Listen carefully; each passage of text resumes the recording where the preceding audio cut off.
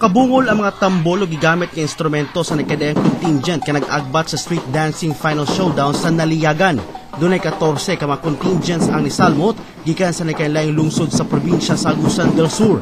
Kada presentasyon sa mga contingent dunay istorya sa kasaysayan ug nagpaila sa ilang adunahang tradisyon ug kultura.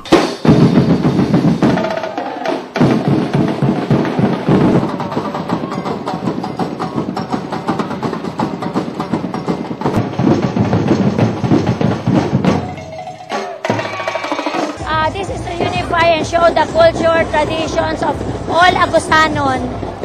Kinahanglang makuha sa usa ka modaog nga contingent ang tema sa Naliyagan.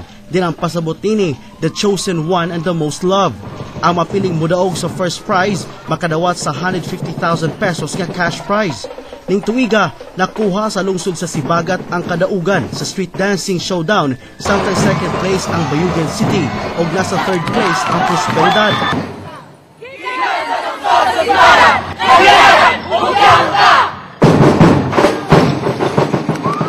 Yung mga attitude ng mga bata, mahirap mag-train ng 70 participants. Pero because of